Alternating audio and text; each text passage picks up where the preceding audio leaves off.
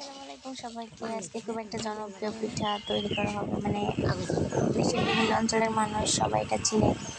অনেকে সিরিঞ্জের পিঠা বা সুয়ের পিঠা বলেছে, মানে প্রত্যেকটা যে কোনো ঈদ পার্বণে বা যখন তখনই অনেকে এটা বানায় থাকে ঘরে, যেহেতু অনেকদিন সংরক্ষণ করা যায় এই কারণে এটা বেশি সচরাচর চলে থাকে।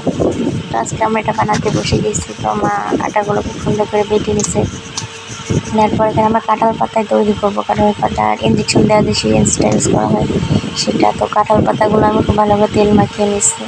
আর এখানে সিরিঞ্জগুলো খুব ভালোভাবে আমরা গরম পানিতে ফুটিয়ে নিচ্ছি যেন কোনো জীবাণু না থাকে। আটাটা একটু লবণ দিয়ে খুব সুন্দরভাবে মাখিয়ে নিতে হবে। আর বাটারটাও কিন্তু খুব সুন্দর করে করতে হবে না, এটাতে কোনো আস্তে চাল না থাকে, তাহলে বেঁধে যাবে। তো এবার আমি একটা সিরিঞ্জে এটা ভরে নিলাম, নেওয়ার পরে দিয়ে দিই কাঁঠাল পাতা।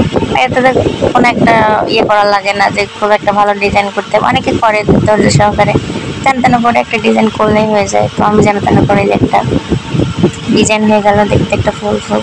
তো এবার গরম পানি হাঁড়িতে বা কড়াই গরম পানি দিয়ে উপরে অনেকে বিচিলি দেয়, বা এই যে আমরা এখানে একটা জাল বেঁধে নিচ্ছি, এর উপরে ভাপ দিয়ে সিদ্ধ করা হয় এটাকে।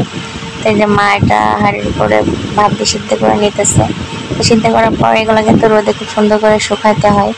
শুকানোর পর এগুলো তেলে ভেজে খাইতে হয়। তো যারা চিনেন তারা অনেকে চিনেন, আর যারা জানেন না তাদের জন্য বললাম আর কি। তো এই যে আমি বানাইতেছি, আমার ছেলে খেলতেছে। যে বানানো কিন্তু শেষ আমাদের। বিভিন্ন রং দিয়ে তৈরি করা যায়, লাল হলুদ বা যার যেমন মন চাই কালার দিয়ে তৈরি করা হয়। তো আমরা এখানে হলুদ কালার দিচ্ছি আর সাদা কালার তৈরি করছি। অনেকেই কিন্তু সাদা কালার পছন্দ করে, যেমন আমার আব্বু সাদা কালার পছন্দ করতো। তো আব্বু গত 3 মাস আগে মারা গেছে। আব্বু যেদিন মারা যাবে তার আগের দিনে পিঠাটা একবার বানাইছিল মা আর আব্বু আর কি। তো আমি তখন বাসায় ছিলাম না। তো মার এটাই আফসোস সব থেকে যে এটা আব্বু বানানোর সময় সে অনেক হেল্প করছিল, তো পিঠাটা খাইতে পারে নাই। তো এবার আমরা আবার বানাইছি আব্বু মারা যাওয়ার 2 মাস মতো পর। বানাইতে বানাইতে এটাই বেশি আফসোস ছিল লাস্ট বার। তো বানানোর সময় আব্বু বলছিল কি করতে এত কষ্ট করে চাল বেটে এগুলো বানাতে হবে, চাপটি মেরে খাইলে তো হয়ে যায়। তো এই কথাটা আর কি। তো খারাপ লাগে মার মুখে শুনলে যে আব্বু এটা বলছিল।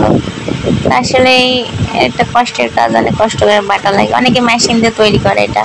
তো আমি এগুলো রোদে শুকাইতে দিয়েছিলাম। শুকাইতে দেওয়ার পর যখন মচমচা ভাবে শুকিয়ে যাবে তখন কিন্তু এটা তেলে ভেজে খায়।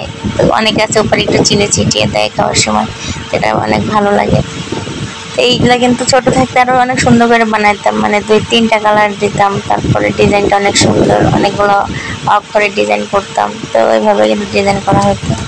তো এখানে অনেক রোদ ছিল, মানে রোদের ইয়েতে তাকানো যাইতেছিল না উপরে আমি কি দিতেছি না কি করতেছি।